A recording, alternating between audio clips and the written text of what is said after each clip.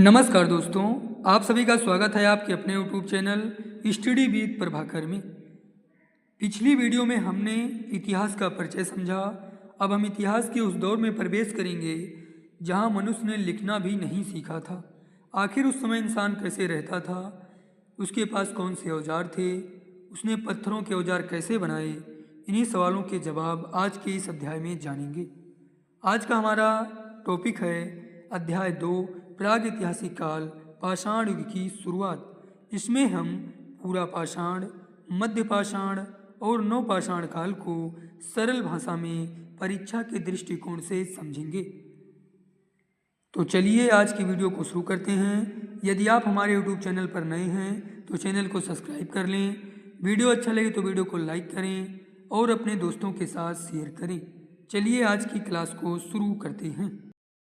आइए हम सर्वप्रथम प्रागैतिहासिक काल का परिचय देखते हैं। प्रागैतिहासिक काल वह काल है जब मनुष्य को लिपि का ज्ञान नहीं था, इसीलिए इस काल का इतिहास लिखित रूप में उपलब्ध नहीं है। इस युग की जानकारी पुरातात्विक साक्ष्यों जैसे पत्थर के औजार, हड्डियाँ, गुफा चित्र, जीवाश्म, मिट्टी के बर्तन और मानव अवशेषों से प्राप्त होती है।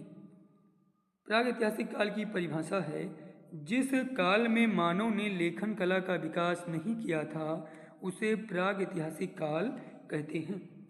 अब समझते हैं प्रागैतिहासिक काल की प्रमुख विशेषताओं को। इस काल की विशेषता है लेखन कला का अभाव था, पत्थर के औजारों का उपयोग होता था, शिकार एवं भोजन संग्रह पर निर्भरता थी, गुफाओं एवं प्राकृतिक आश्रयों में निवास होता था, आग का कर्मिक उपयोग, प्राकृति पर पूर्ण निर्भरता थी, धातुओं का ज्ञान नहीं था। प्रागैतिहासिक काल का वर्गीकरण। प्रागैतिहासिक काल को हम 3 वर्गों में विभाजित करते हैं: पूरा पाषाण काल, मध्य पाषाण काल और नवपाषाण काल। इसके बाद हम समझेंगे पूरा पाषाण काल। इसकी समय अवधि की बात करें, विश्व में लगभग 25 लाख वर्ष पूर्व से 10,000 ईसा पूर्व तक मानी जाती है। भारत में लगभग 20 लाख वर्ष पूर्व से 10,000 ईसा पूर्व तक अनुमानित है।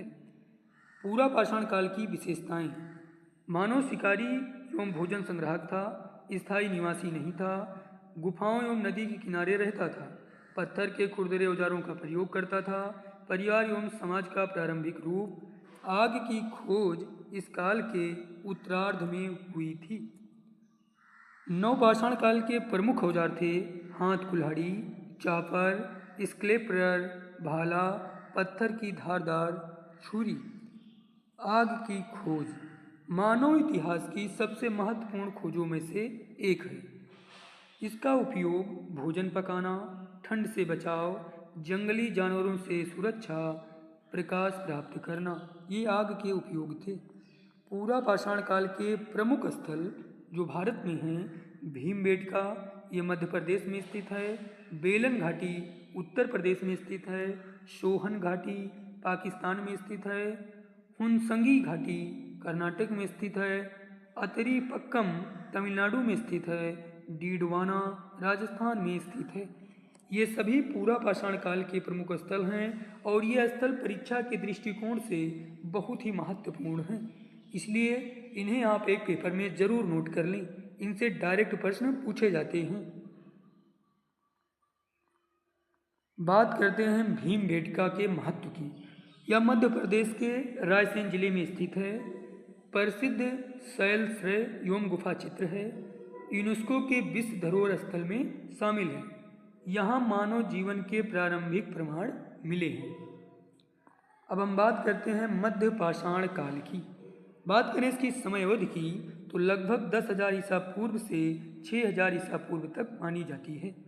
इसकी प्रमुख विशेषताएं हैं छोटे पत्थर के औजार जिसे मेगालिथी कहते हैं, शिकार के साथ मछली पकड़ना, पशुपालन का आरंभ होता है, कुत्ते का पालन, अर्धस्थायी जीवन, चित्रकला का विकास, ये मध्य पाषाण काल की विशेषताएं हैं।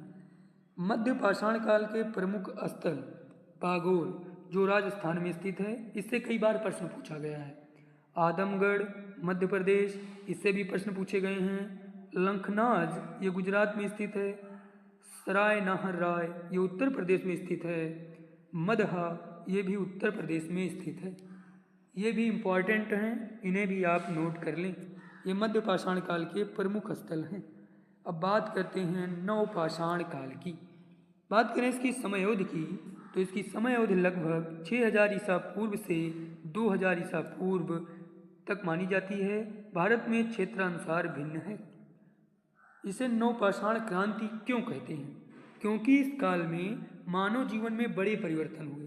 कृषि का प्रारंभ हुआ, पशुपालन का विकास हुआ, स्थायी निवास शुरू हुआ, गांवों की स्थापना हुई, पहिए का उपयोग शुरू हुआ, मिट्टी के बर्तनों का निर्माण हुआ, वस्त्र निर्माण शुरू हुआ, चमकदार पत्थर के औजारों का निर्माण शुरू हुआ। इसीलिए इसे नवपाषाण क्रांति कहते हैं। अब समझते हैं नवपाषाण काल की प्रमुख विशेषताएं। कृषि एवं खाद्यान्न का उत्पादन हुआ, स्थायी गांवों का निवास शुरू हुआ, सामुदायिक जीवन शुरू हुआ, अनाज का भंडारण इसी काल में शुरू हुआ, मिट्टी के बर्तन बने, कटाई और बुनाई शुरू हुई, धार्मिक विश्वासों का विकास हुआ। ये सभी नवपाषाण काल की प्रमुख विशेषताएं हैं। अब हम आगे चलते हैं और समझते हैं नवपाषाण काल के प्रमुख स्थल। ये भी परीक्षा के दृष्टिकोण से बहुत ही इम्पोर्टेंट है।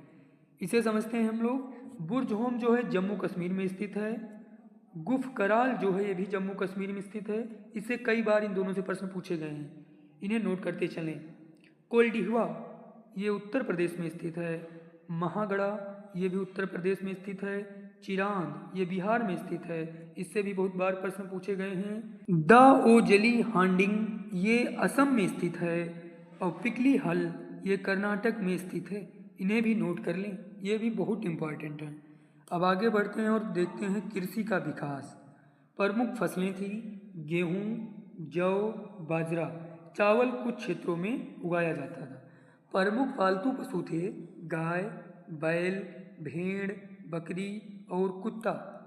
अब समझते हैं पहिए का आविष्कार। मानव सभ्यता का सबसे बड़ा परिवर्तन। पहिए के आविष्कार से जो लाभ हुए, परिवहन में हुए, कृषि में हुए, मिट्टी के बर्तन में हुए और व्यापार में हुए। अब बात करते हैं गुफा चित्रकला की। इसकी विशेषताएं थी शिकार के दृश्य बने थे, नृत्य के दृश्य थे, पशुओं के चित्र थे और ये सभी चित्र प्राकृतिक रंगों के प्रयोग से बनाए गए थे। इसका प्रमुख स्थल है भीमबेटका। अब पूरा पाषाण, मध्य पाषाण और नवपाषाण काल की तुलना करते हैं। सबसे पहले जीवन समझते हैं। पूरा पाषाण काल में खानाबदोश का जीवन था। मध्य पाषाण काल में अर्धस्थायी था। नवपाषाण काल में स्थायी हो गया। फिर बात करें भोजन की। पूरा पाषाण काल में शिकार था। मध्य पाषाण काल में शिकार प्लस पशुपालन हो गया और नवपाषाण काल में कृषि हो गया। औजार की बात करें तो पूरा पाषाण काल में बड़े पत्थर के औजार थे, मध्य पाषाण काल में छोटे पत्थर के औजार थे और नवपाषाण काल में घिसे हुए पत्थर के औजार थे। घर की बात करें, पूरा पाषाण काल में गुफाएं थी, मध्य पाषाण काल में झोपड़ियां थी और नवपाषाण काल में गांव की स्थापना हो गई। कला की बात करें, प्रारंभिक था इसमें पूरा पाषाण काल में। मध्य पाषाण काल में चित्रकला प्रारंभ हो गया और नवपाषाण काल में कला जो थी वो विकसित हो गई। अब इनसे संबंधित कुछ महत्वपूर्ण तथ्यों को समझ लेते हैं जो परीक्षा के दृष्टिकोण से बहुत ही महत्वपूर्ण हैं। जैसे प्रश्न पूछा जा सकता है मानव का पहला औजार था, तो इसका सही उत्तर होगा पत्थर। आग की खोज पूरा पाषाण काल के उत्तरार्ध में हुई। कुत्ता पहला पालतू पशु माना जाता है। मानव का पहला पालतू पशु कुत्ता माना जाता है। कृषि का विकास नवपाषाण काल में हुआ। भीमबेटका गुफा चित्रों के लिए प्रसिद्ध है। पहिए का उपयोग नवपाषाण काल में व्यापक हुआ। ये हमारा टॉपिक था जो पूरी तरीके से कवर हो चुका है। इसे आप लोग 2 से 3 बार देखें और इसमें के जो मेन पॉइंट हैं उनको हाईलाइट करके नोट कर लें, जिससे आपका पूरा पाषाण काल, मध्य पाषाण काल एवं नवपाषाण काल पूरा कंप्लीट हो जाएगा। इससे बाहर हमें उम्मीद नहीं है कि आपसे प्रश्न पूछे जाएंगे। इस वीडियो को 2 से 3 बार देखें, आपका एक भी प्रश्न इस टॉपिक से गलत नहीं होगा। और इसकी एक नोटबुक बना लें जिसमें आप जो इसमें के मेन पॉइंट हैं उन्हें नोट करते चलें। आप सभी को यह हमारा वीडियो कैसा लग रहा है हमें कमेंट करके ज़रूर बताएं, जिससे हमें मोटिवेशन मिले और हम आगे के अध्यायों को जल्दी से जल्दी कवर कर सकें। धन्यवाद, मिलते हैं नेक्स्ट पार्ट में। तब तक के लिए अपना ख्याल रखें, पढ़ते रहें और मस्त रहें।